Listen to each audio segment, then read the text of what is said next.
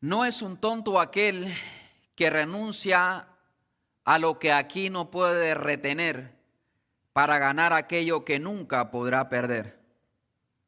Se lo voy a repetir. No es un tonto aquel que renuncia a lo que aquí no puede retener para ganar aquello que nunca podrá perder. Esas son las palabras de un misionero llamado Jim Elliot,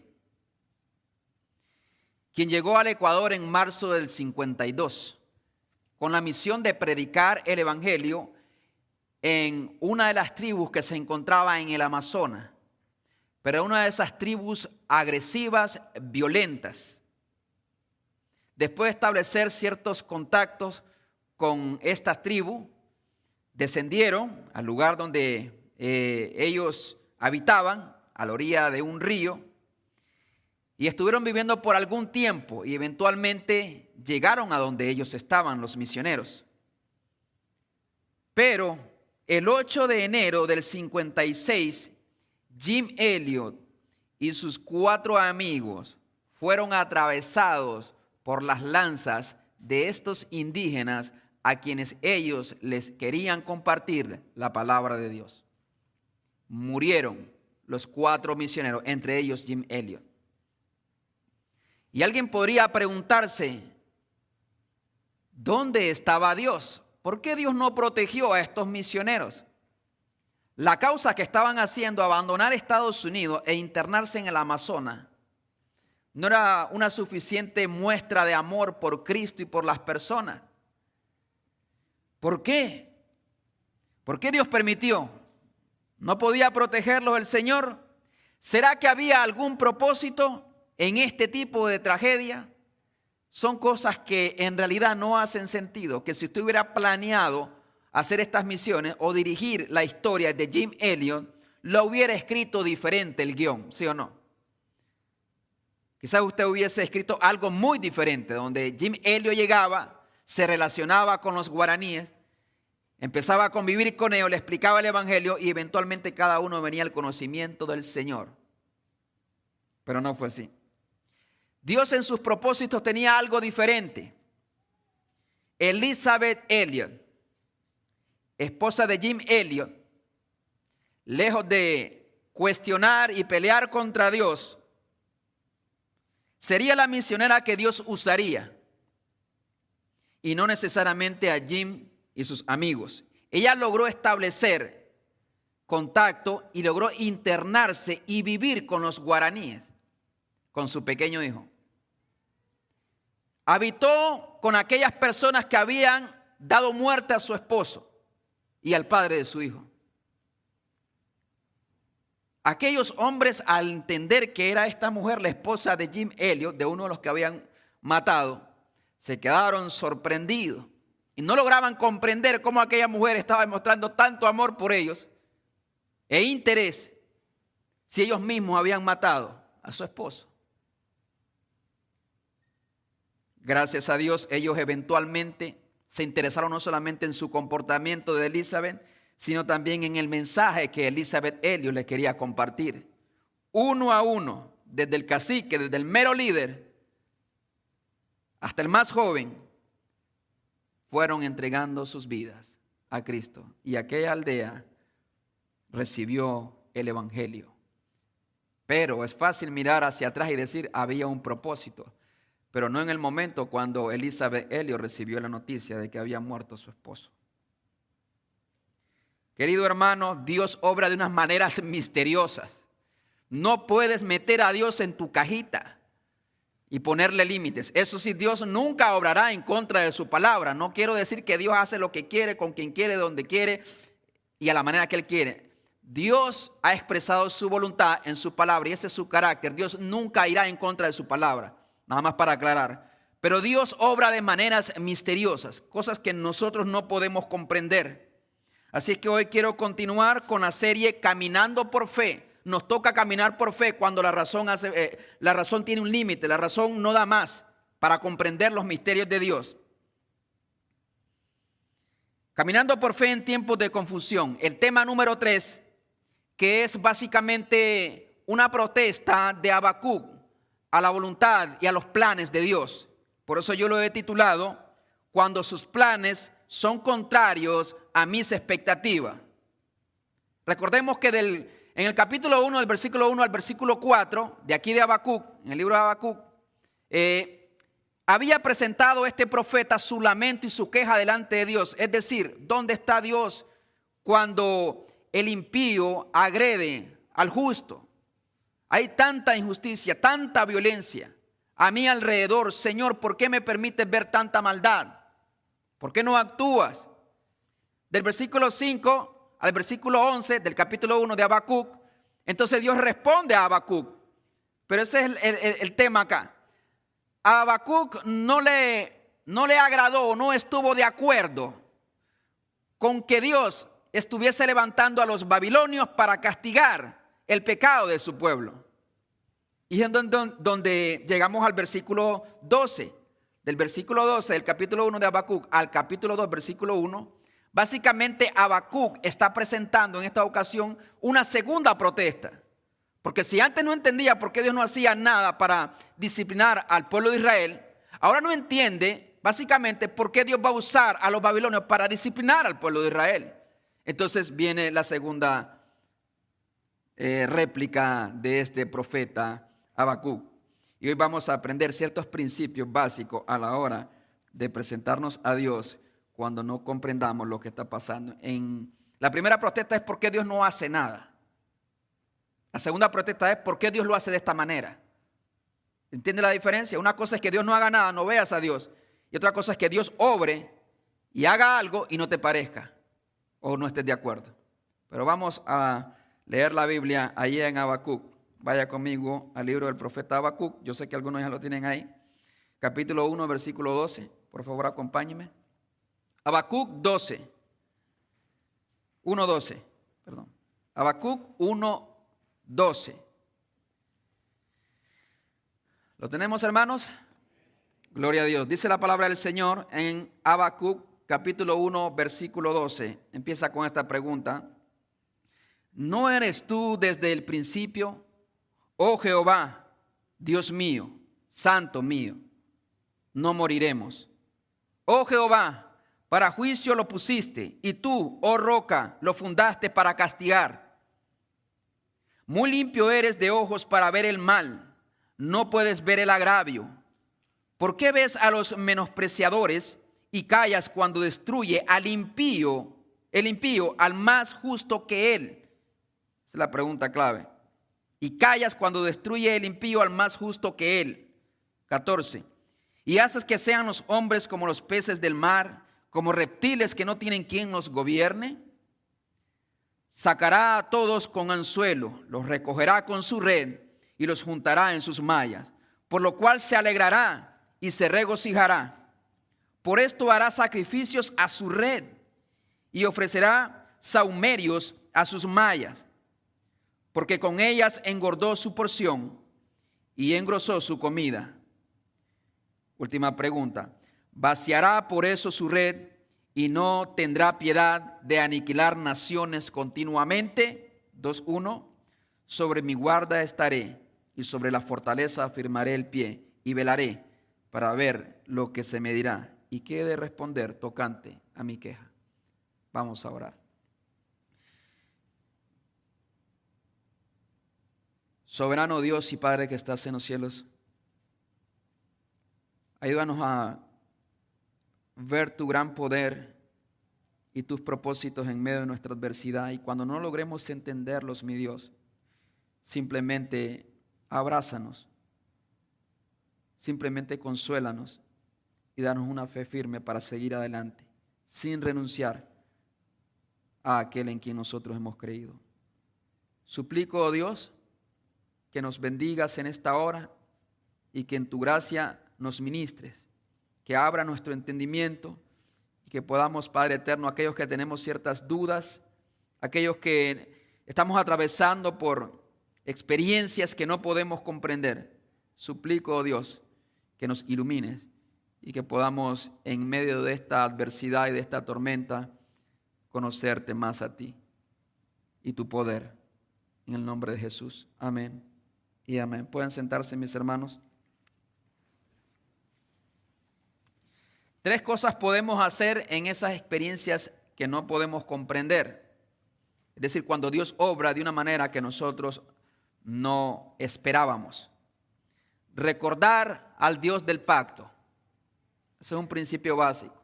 ¿Por qué es tan importante que nosotros como creyentes conozcamos al verdadero Dios y no a la caricatura que nos vende la sociedad o la falsa religión?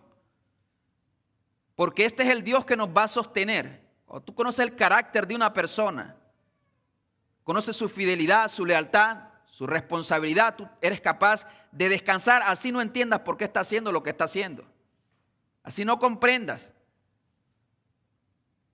Recordar al Dios del pacto. En segundo lugar, exponer nuestra confusión delante de Dios, porque una vez más, a Dios no le sorprende, a Dios no le va a una crisis de amor por ti, por el hecho de que tú respetuosamente y reverentemente te acerques delante del Señor para consultar o para hacerle algunas preguntas que tú quieres conocer, que tú quieres saber. No es anti Dios, ni es contrario a nuestra fe. Un hombre como Habacuc lo está haciendo. Y Dios no, de ninguna manera, Dios está opuesto o es opuesto a lo que Habacuc quiere confesar delante de Dios. Es confesar tu situación, tus sentimientos, cómo tú te sientes. Y en tercer lugar, no solamente exponer nuestra confusión, sino también saber esperar en el Señor. Porque algunos solamente nos quejamos delante de Dios. Y eso es lo que tenemos que evitar. Tenemos que presentar con reverencia nuestra confusión, pero también tener la expectativa de que Dios te va a hablar, de que Dios va a responder, de que Dios te va a enseñar algo a través de su palabra, a través de la oración, a través de un hermano, a través de una prédica, a través de un canto. Pero es decir, tener el oído abierto, no solamente abrir nuestra boca, sino también abrir nuestros oídos. Eso es lo que está haciendo Habacuc acá. Tres cosas entonces, y te puede llevar el sermón, así de sencillo. Recordar al Dios del pacto, exponer nuestra confusión y esperar en el Señor. ¿Qué me responderá a Dios a lo que yo le he presentado en esta oración? Como he dicho, este es un libro muy particular porque Habacuc no le habla a nadie más. Todo el libro se desarrolla entre un diálogo entre Dios y Habacuc. Habacuc habla y Dios responde. Cuando no comprendas por qué Dios permitió que pasara lo que tú no querías que pasara, es bueno recordar estos principios. Entonces, en primer lugar, hermano, recordar al Dios del pacto. Esta expresión tiene un propósito. Porque una cosa es que tú hayas escuchado de Dios. Otra cosa es que tú tengas un pacto con ese Dios. Hay mucha gente que puede saber cosas del Dios de la Biblia. Otra cosa es que tú personalmente y en tu experiencia hayas establecido un pacto, un compromiso real con Dios. Es decir, hayas tenido un encuentro real con Cristo. Temo de que muchos que abandonan la fe a causa de una prueba es porque no han establecido un pacto o no han afirmado su fe en este Dios del pacto, como se revela en las Escrituras. Es lo primero que resalta Habacuc. Lo primero también que Satanás y nuestro pecado atacará en tiempos de confusión es el carácter de Dios. Es el carácter de Dios, hermano. ¿Qué te dirá Satanás o tu pecado cuando estás atravesando por momentos difíciles, por momentos duros, que no quieres estar ahí? Quieres renunciar a eso, pero no puedes. Vienen a nuestra memoria, suben a nuestra mente la idea de que Dios nos ha abandonado, por ejemplo. O sea, como que Dios no es leal a su palabra, lo que Él ha hablado, lo que Él ha prometido. Satanás y el pecado nos quieren presentar a un Dios con un carácter débil, a un Dios distante, a un Dios desinteresado, a un Dios que no sostiene sus promesas. Fue ese también el plan de la serpiente en el Edén. Y también el apóstol Pedro exhorta a velar en tiempos de crisis. En el versículo de la primera carta dice: porque vuestro adversario el diablo anda alrededor como león rugiente buscando a quien devorar. Y no se lo dice a los jóvenes que están metidos en un antro o los jóvenes que van pasando por la calle. No, se lo dice a una iglesia que está sufriendo. A una iglesia, a un pueblo cristiano que sufre. Y llega esta porción al final del capítulo 5 de Primera de Pedro diciendo: velad, sed sobrios y velad, porque vuestro adversario el diablo anda alrededor de vosotros como león rugiente buscando a quien devorar. ¿Y cómo nos devora el enemigo? Sembrando la duda y dándonos o haciéndonos creer que Dios es distinto al Dios que se revela en la Biblia. En primer lugar, yo quiero hacer notar rapidito algunos atributos, algunas características de este Dios, del Dios del pacto. Dice el versículo 12, abre con esta pregunta el profeta Habacuc: ¿no eres tú desde el principio? En el principio era el verbo y el verbo era con Dios. Habacuc, en su pequeña y diminuta humanidad, aquí en este mundo, ha traído a la memoria, aunque no está de acuerdo con lo que Dios está haciendo, recuerda que Dios es un Dios eterno. Tú eres desde el principio, nosotros no somos desde el principio. Tú eres eterno, nosotros somos temporales. Eso te da un sentido de humildad y humillación delante de Dios. En segundo lugar, recuerda al Dios del pacto, porque el Dios del pacto se reveló a Israel con el nombre de Yahvé, de Jehová, o en hebreo, que eran 4 letras, YHWH, y ese es el nombre que utiliza Habacuc. O sea, cuando hablaban de Jehová, hablaban de ese Dios del pacto que había establecido una alianza con el pueblo de Israel, que tenía promesas para el pueblo de Israel, que tenía un futuro para el pueblo de Israel. O sea, cuando un escritor o un profeta, cualquiera que sea, usa un nombre de Dios, en su contexto lo está usando. En el contexto entonces del pacto. Recuerda que Dios tiene un pacto. A pesar de que Dios traerá una crisis a su propio pueblo, está recordando de que Dios tiene un pacto. ¿Usted se acuerda, hermano, cuando está atravesando por crisis, por cosas que no puede entender? ¿Se acuerda de que Dios ha hecho un pacto con usted? Por ejemplo, uno de los pactos de Dios en la persona de Cristo, en que tenemos todas las bendiciones espirituales, dice la palabra del Señor, es que yo estoy con vosotros todos los días hasta el fin del mundo.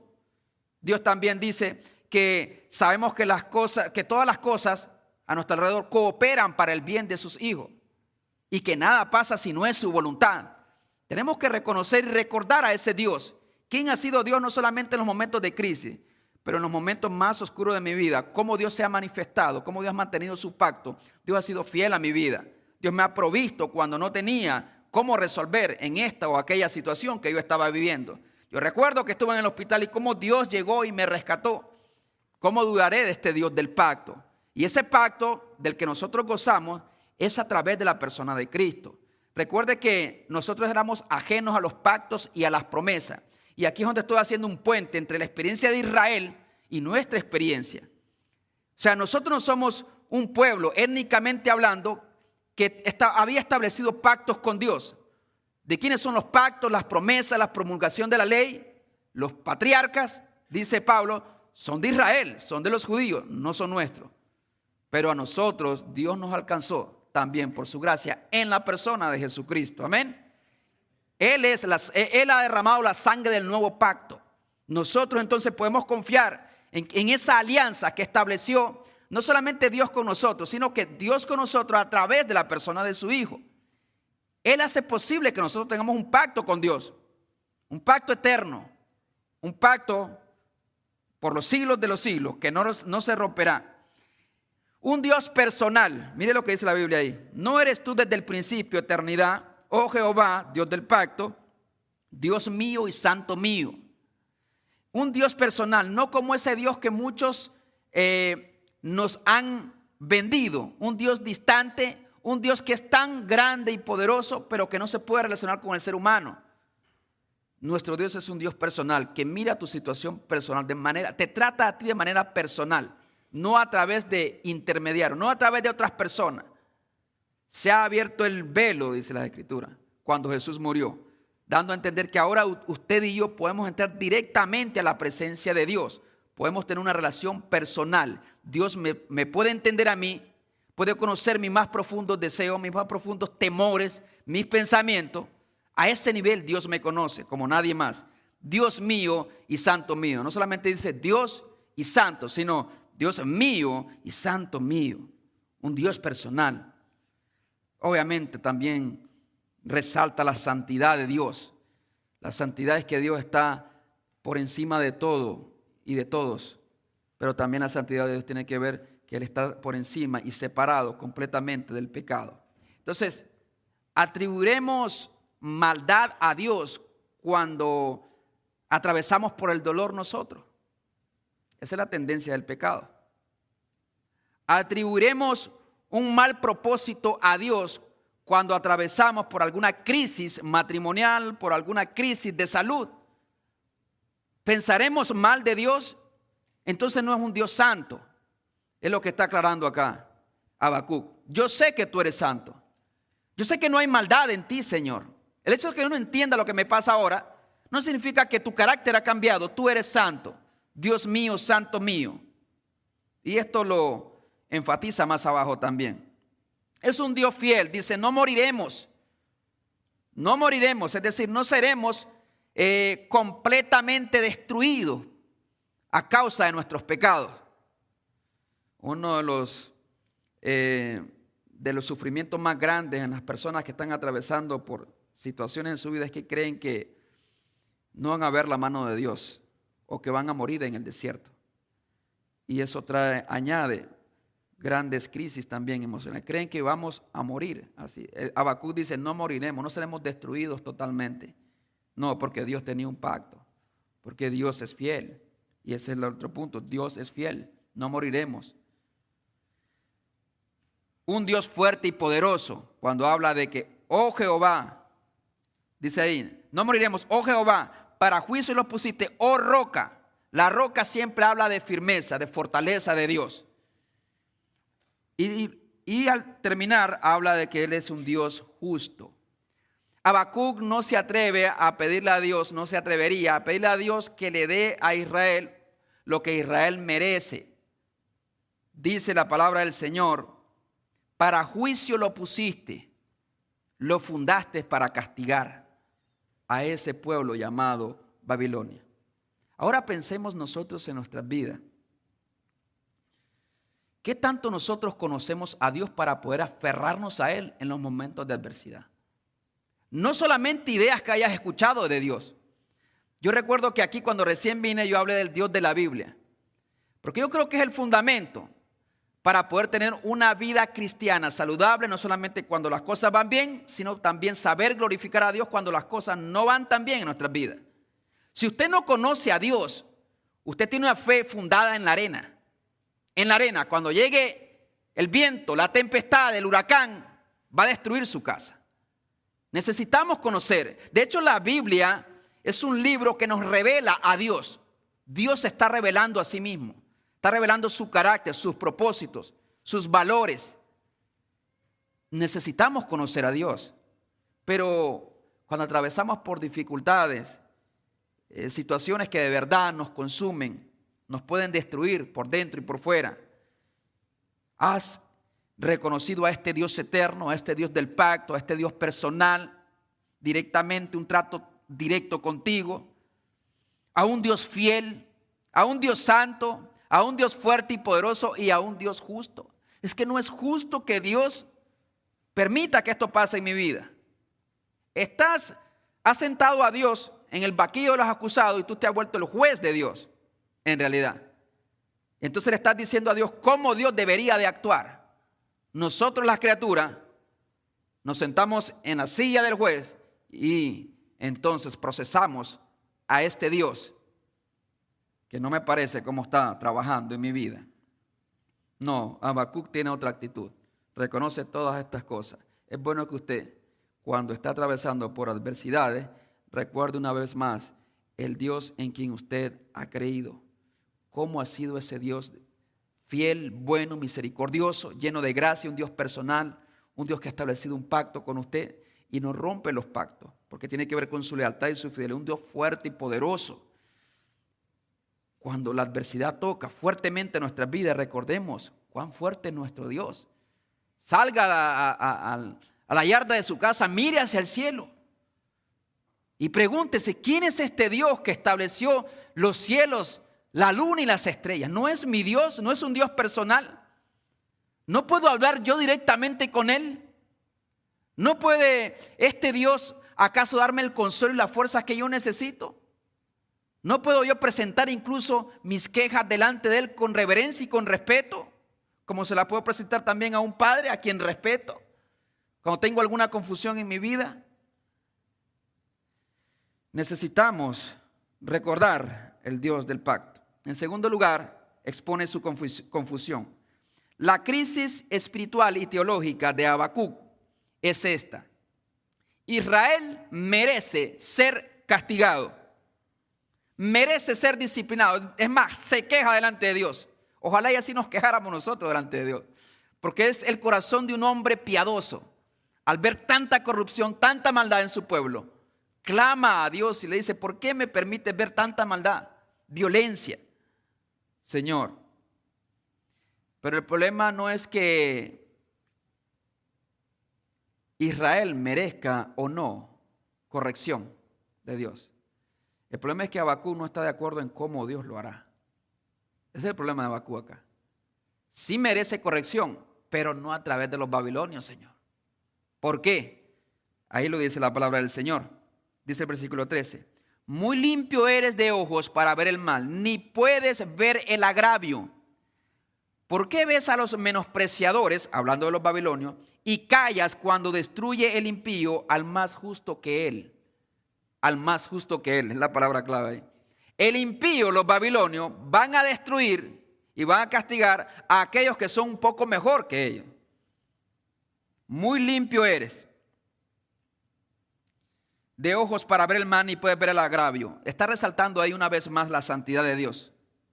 Es decir, Dios no tolera la maldad en ningún contexto, ni en ninguna religión, ni en ningún principio que nosotros queramos aplicar, ni en ninguna situación en donde nosotros queramos justificarla. Ya sea un hombre maltratando a sus hijos, o sus hijos maltratando a su papá porque fueron maltratados cuando eran chicos, o cosas semejantes, porque a veces queremos justificar los actos. Alguien me preguntaba por ahí: oye, pero si fue violada, ¿tú crees que y queda embarazada, debería de abortar? ¿Acaso un crimen invalida el otro crimen? Respóndase usted. ¿De dónde viene la vida? Viene de Dios. Un crimen invalida otro crimen, como decía Agustín Laje. Si tú vienes y me robas una camioneta, ¿eso me da derecho a mí ir a tu casa y robar tu camioneta? Claro que no. Entonces, si alguien viene y ha violado a una persona, ¿eso le da derecho para matar la vida de otra persona?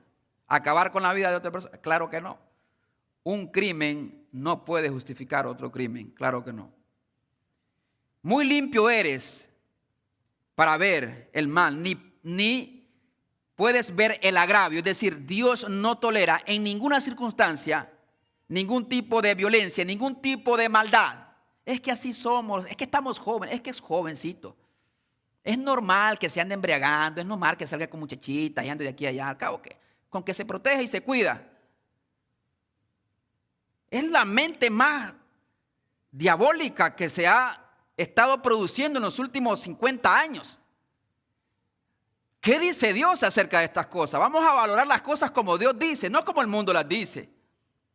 Da tristeza cómo los creyentes a veces piensan como el mundo. Y peor aún, hay incrédulos que son más moralmente correctos que muchos creyentes tan liberales. Estamos en el siglo XXI, la posmodernidad. No, Dios no tendrá por inocente al que es culpable. Tú no puedes tolerar el mal en ningún nivel, en ningún contexto. Aunque te haya sido infiel tu esposo, hay mujeres que dicen: voy a ser infiel yo también con otros dos. Dime cómo te va a ir en la vida. No quedará impune. aquel que hace y vive de forma contraria a sus sagrados mandamientos también recibirá su recompensa. Los babilonios eventualmente recibirían también lo que ellos estaban sembrando, la maldad de sus manos. Y esa es la respuesta del otro sermón. El pecado de los caldeos no podría quedar impune. La maldad es totalmente desagradable ante los ojos de nuestro Dios. No puede estar en la presencia de Dios ningún ser humano que no se haya revestido de la gracia y la justicia y la santidad de nuestro Señor Jesús. Se lo voy a repetir. No importa qué tan bueno sea la persona, aparentemente lo sea, si usted no ha aceptado a Jesús, si usted no ha adquirido un compromiso con Dios a través de la persona de Cristo, no podemos presentarnos delante de Dios. ¿Quién habitará en el monte santo? El limpio de mano, el puro de corazón, el que no ha elevado su corazón a cosas vanas ni jurado con engaño. Y créame, todos de alguna manera hemos fallado en cada una de esas cosas. Hemos manchado nuestras manos y nuestro corazón, y también con nuestras palabras hemos defraudado a nuestro prójimo. Pero Dios dice, hay esperanza, y la esperanza en la persona de Cristo. Nadie puede justificarse por sí mismo delante de Dios. La otra interrogante es en esta confusión que le está exponiendo, es cómo un Dios santo entonces puede ver lo que están haciendo los caldeos. No se ajusta esto al carácter de Dios. Hay una confusión, reconoce su santidad, pero no la entiende. Pero también surge otra pregunta, ¿cómo Dios puede usar a los caldeos siendo ellos peor que su pueblo? No merecen los caldeos ser el instrumento de Dios. Y Dios ha hecho cosas a través de diferentes personas en diferentes tiempos que nosotros pensamos de que no está bien, o cómo Dios puede usar si esta persona era esto o lo otro en el pasado. Dios usa y se beneficia aún de las intenciones y del obrar de Satanás. ¿Cómo? Dios purifica nuestro carácter. Si Dios quisiera quitar y remover a Satanás de una vez y todas las tentaciones, ya lo habría hecho. Pero lo deja porque en la providencia de Dios, Él trabaja en la vida de su pueblo a través de estas situaciones. ¿Cómo permite que estas cosas pasen cuando estas cosas son contrarias al carácter de Dios? Eche un vistazo a nuestro alrededor, hermano. Habacuc se quejaba delante de Dios porque no entendía de que un instrumento como los caldeos, que eran tan paganos, tan corruptos, tan inmorales, tan idólatras, pudiesen ser el instrumento de Dios. Pero miremos a nuestro alrededor. ¿Cómo está corrompida la humanidad? Peor que los babilonios. Quizás hemos llegado a niveles similares o peor que los babilonios. ¿Y dónde se quebranta nuestro corazón? ¿Y cómo levantamos nuestra voz? Nuestras oraciones tienen que ver más con cosas que nosotros estamos pidiendo, pero no porque nos duela lo que está pasando a nuestro alrededor. ¿Usted vio la inauguración de los Juegos Olímpicos en París? ¿Los vieron? Completamente basura eso. ¿Qué tiene que ver? ¿Qué tiene que ver la parodia de la última cena de Jesús? ¿Qué tiene que ver con los deportes, con el atletismo, con la unidad de las naciones? Absolutamente nada. Pero recordemos que hay una agenda bien definida de Satanás. Y esa agenda va a afectar principalmente a nuestros jóvenes. Y nosotros estamos ahí durmiendo, viendo los pajaritos. No, hermano, el creyente es para que vaya hacia adelante y le haga frente a estas cosas. Y por eso se la menciona. Una clara introducción de la Agenda 2030, mofándose de Jesús y del cristianismo y de los valores. ¿Por qué no? Algunos han dicho precisamente, ¿por qué no se mofan o se ríen de Budas o del Islam o de cualquier otra religión? Tiene que ser del cristianismo. Porque el cristianismo es un problema para ellos, porque es la única religión al final verdadera. Hombres vestidos de mujeres, ahí en lo que sería la parodia de la Santa Cena, hombres vestidos de mujeres. Menores moviéndose al ritmo de esos corrompidos. Y un degenerado que hace el papel de Jesús bailando obscenamente sobre la mesa.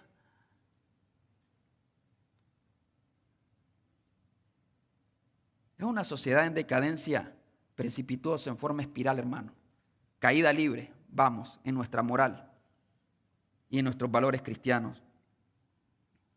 Todo lo desagradable, todo lo profano, todo lo degenerado, todo lo corrompido, todo lo ridículo, todo lo irracional es lo que promueve la sociedad de hoy en día.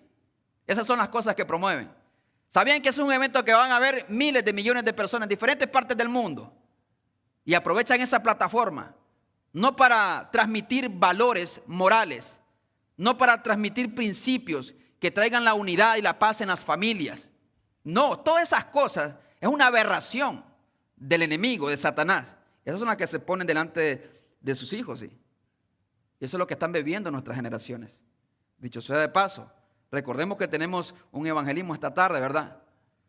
Esa es la oportunidad para decir, ok, Señor, aquí estoy. Aquellos están haciendo estas cosas desde allá. Permíteme a mí ser un instrumento para impactar mi comunidad a donde estoy y de la manera que yo pueda hacerlo. Así que le animo a que no se quede sentado viendo los Juegos Olímpicos. No más faltaba, ¿verdad? No tengo tiempo para ir a evangelizar, pero sí me gusta estar viendo los Juegos Olímpicos. Y no está mal en los Juegos, pero sabemos qué es lo que hay detrás. No de los Juegos, sino de los que organizan estas cosas. Pero usted sea fiel a Cristo. Venga esta tarde y vayamos juntos, dar una vuelta al vecindario. Escuchen o dejen de escuchar, como dice la palabra del Señor. Escuchen o dejen de escuchar, tú predica la palabra. Aunque te aborrezcan, predica la palabra. Aunque te odien, predica la palabra. Te ridiculicen, te cierren la puerta en la cara, predícale la palabra. El mundo necesita a Cristo y Cristo es la única solución para nuestra sociedad. Así es que esperamos que un buen grupo de nuestros hermanos en Cristo, que les duele lo que pasa en la sociedad de hoy en día y que quiere hacer frente a esa agenda de las grandes potencias, venga esta tarde y se sume. Pero dice más adelante, versículos 14 al 17, voy a guardarlo de una vez. Y haces que sean los hombres como los peces del mar, como reptiles que no tienen quien los gobierne. Es decir, pareciera que no hubiera un Dios gobernando de la manera en cómo se están dando las cosas, Señor. El 15, sacará a todos con anzuelo, los recogerá con su red, hablando de los babilonios, y compara precisamente a la humanidad, a los israelitas, como peces y a Babilonia como el pescador. Y los juntará en sus mallas, por lo cual se alegrará y se regocijará.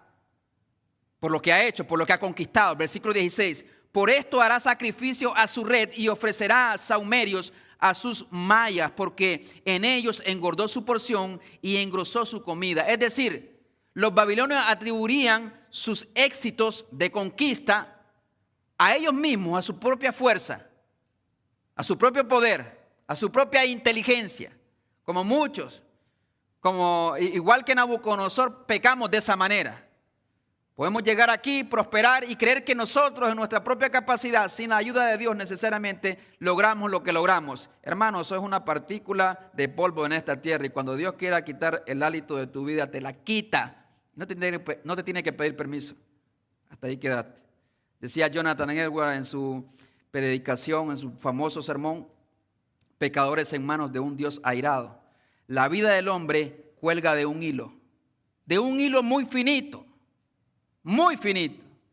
Y este Dios que tiene este hilo en sus manos está airado contra el pecador todos los días.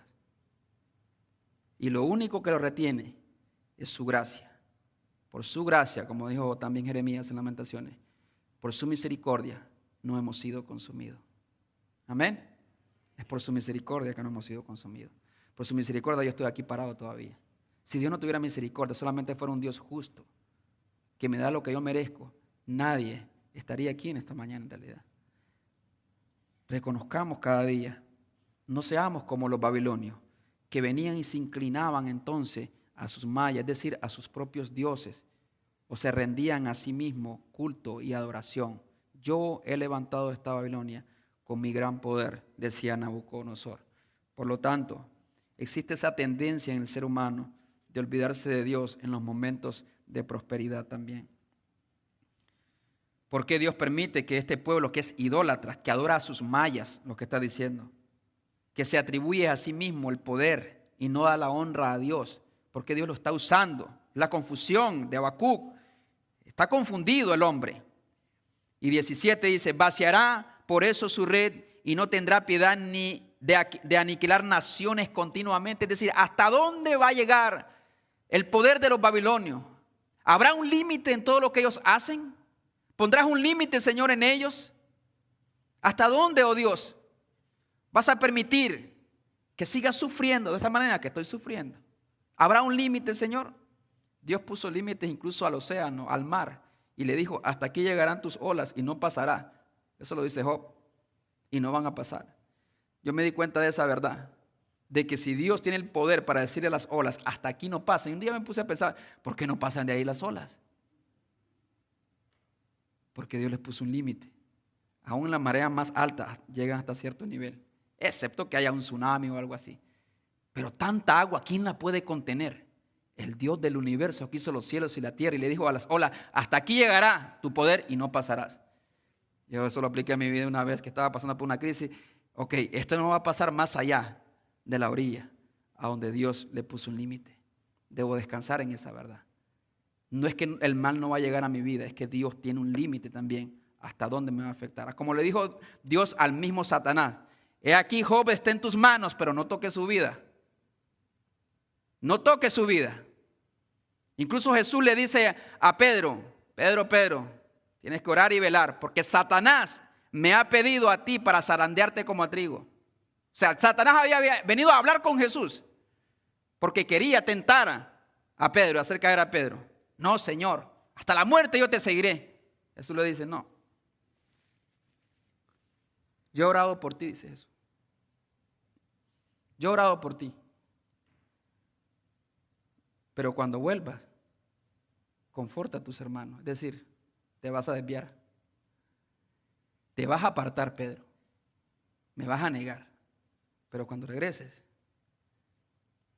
consuela a tus hermanos. A Dios no le sorprende incluso nuestras caídas. ¿Cuántos de nosotros rechazaríamos a nuestras parejas si supiéramos que mañana nos va a traicionar? Y le diríamos, pero cuando regreses, aquí estaré, esperando. No, ¿cómo crees? Es lo que Dios hace contigo cada día, cada vez que tú te desvías, te apartas y te metes a ver las cosas que no debes ver en internet. Y texteas cosas que no debes textear con la mujer de tu prójimo. Y Dios vuelve contigo. Cuando te pones a cantar esas canciones que deshonran a Dios, que son pura basura, que promueven el sexo, que promueven la droga, el alcohol, la muerte y todo lo demás. ¿Y tú crees que eso honra a Dios? Y te gozas con eso. ¿Te gozas con eso? Ten misericordia, Señor, de nosotros. Amén. Habacuc dice, ¿hasta dónde llegarán estas cosas? Y al final queda esperando en Dios. Dice el capítulo 2, versículo 1. Sobre mi guarda estaré y sobre la fortaleza afirmaré el pie y velaré para ver lo que se me dirá y lo que he de responder. Otra versión dice lo que ha de responder tocante a mi queja, que hace más sentido. Tocante a mi queja. Es decir, no solamente expondré mi confusión delante de Dios. Sé que este Dios me escucha. Le había respondido en el pasado. Yo sé que a ti te ha respondido. ¿A cuánto Dios le ha respondido alguna oración? ¿Te ha escuchado? Ok, ese mismo Dios te sigue escuchando, ¿ok? Entonces, después de exponer su queja, su segunda queja, él queda esperando, porque sabe que este Dios va a responder. Confía que este Dios va a responder, que debe tener en realidad algunas razones por las cuales está permitiendo. Tiene que tener un plan más allá de lo que hasta el momento le había revelado. Lo que pasa es que a veces Dios no te va a revelar todo lo que Él va a hacer en tu vida. Ni Él está obligado a hacerlo. Él está trabajando y nuestra tarea es confiar. A veces Dios te lo explica de una u otra manera, te lo anticipa. Por esta razón yo estoy permitiendo estas cosas. Pero a veces no. Dios no está obligado, recordemos. Dice, sobre mi guarda estaré y sobre la fortaleza afirmaré el pie y velaré. Es decir, toma la posición de un atalaya, lo que se le conocía un atalaya o centinela del Antiguo Testamento. Estaré en guarda o estaré en posición de atalaya. ¿Qué es un atalaya? Es una persona situada en la parte más alta del muro, dice el diccionario de temas bíblicos. Es una persona situada en la parte más alta del muro de la ciudad para advertir a los habitantes de un enemigo o mensajero que se aproximaba. Y también una persona que vigilaba pastos, viñas y ovejas. Los profetas del Antiguo Testamento eran atalayas espirituales, advirtiendo al pueblo sobre el juicio venidero del Dios de Israel. Ellos hacían función de atalayas, es decir, arrepentíos, el juicio se acerca, deje el impío su camino y vuélvase al Señor, que es amplio en perdonar, es un Dios de misericordia. Esos eran los atalayas. Esos eran los predicadores, se les comparaba a los predicadores, ya que un atalaya se ponía en la parte más alta del muro para estar vigilando cuando un enemigo, cuando hubiese un peligro. Entonces, como no tenían alarma, ellos daban su alarma, sonaban el cuerno para que entonces el pueblo despertara, se levantara y peleara contra sus enemigos. Pero un atalaya tenía que estar pendiente, tenía que estar atento, no podía dormirse. Para que usted pueda comprender o entender o recibir la respuesta de Dios, muchas veces tiene que estar extremadamente atento a lo que Dios quiere comunicarle. Porque si solamente viene y deja delante de Dios todas sus quejas y sus lamentos y sus reclamos, eso no funciona. ¿Qué es lo que pasa con la inmensa mayoría de las personas? Pero si viene a Dios y expone su confusión, sus quejas, pero también espera, como la actitud que toma Habacuc, dice, sobre mi guarda estaré y sobre la fortaleza afirmaré, sobre la fortaleza, las partes altas, afirmaré, sobre la muralla afirmaré el pie y velaré. Estaré atento a lo que Dios tiene que responderme. Estaré atento a la voz de Dios. Le haré una pregunta. ¿De qué manera usted está atento a la voz de Dios, a lo que Dios quiere comunicarle, a lo que Dios le quiere responder, lo que Dios le quiere decir cuando usted atraviesa por alguna dificultad sentida, fuerte en su vida? Tenemos que abrir entonces nuestro oído. Pero la atalaya no solamente estaba listo para escuchar la voz de Dios, así como en centinela miraba y vigilaba con mucha atención, con mucha precisión, con mucha diligencia. Esa persona que expone su queja a Dios, pero también explora en las Escrituras, va a las Escrituras y trata de encontrar consuelo y fuerza, trata de encontrar una respuesta a la situación que él está viviendo. Esa persona que de pronto no encuentra por sí mismo una respuesta y llama a otra persona, mire, estoy viviendo por esta situación, o un consejero cristiano, ¿qué dice Dios acerca de esta situación que estoy viviendo? ¿Cómo puedo responder a esto? ¿Tú conoces algo de lo que Dios me quiera decir a mí? Eso es tener humildad, saber que no lo sabes todo. No solamente era atención a la presencia del enemigo y persistencia durante toda la vigilia de la noche, porque algunos queremos que Dios nos responda mañana mismo, sino también era una espera, no solamente una respuesta de Dios, sino también con una misión. Cuando Dios respondiera, ¿qué hago? A algunas personas no les gustan cómo Dios responde. Dios te está diciendo que no y sigues. Te dice que no y sigues. O te dice que sí y no quieres. Dios te está llamando y no quieres. Dios te está corrigiendo y no quieres. Dios te está hablando a través de diferentes medios, pero no cedes el control a Dios. Entonces, mantengamos esa actitud de un vigilante, de un atalaya, que estaba listo para recibir información, pero también para cumplir la misión con esa información, que era advertir a su pueblo. Nosotros estemos atentos para escuchar la voz de Dios, pero también para actuar con prontitud, para que esa palabra de Dios dé fruto en nuestro corazón. Porque si Dios habla, es para que nosotros no solamente escuchemos, sino para que también nosotros descansemos en su palabra y también obedezcamos a su palabra. Vamos a orar al Señor en esta hora.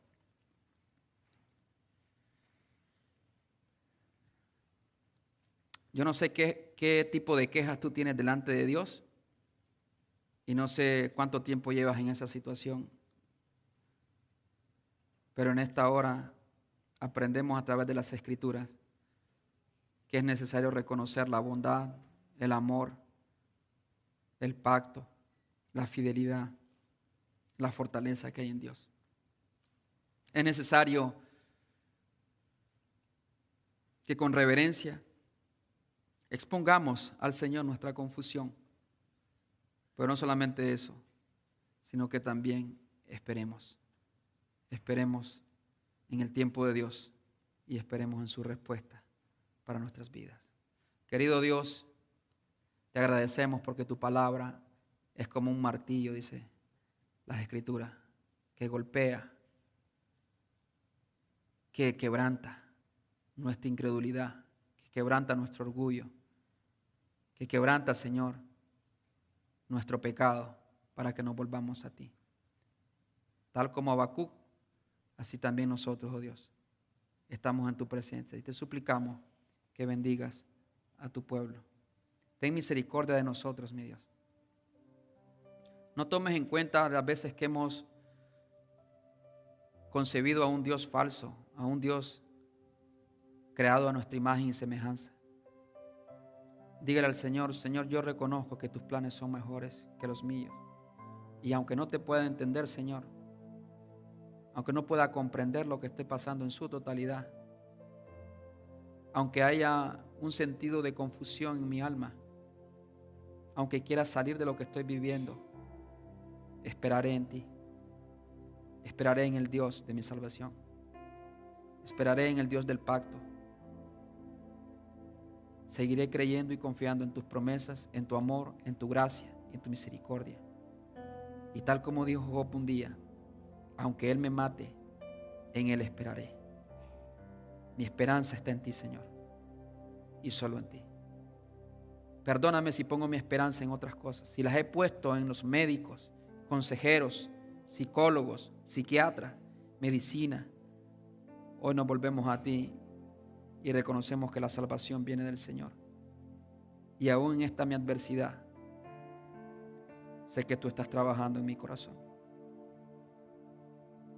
Ayúdame a saber esperar en ti, Señor, como un atalaya, con atención y con disposición de obediencia. A ti sea la honra y la gloria por siempre. Consola nuestros corazones en todo tiempo. En el nombre de Jesús. Amén y amén.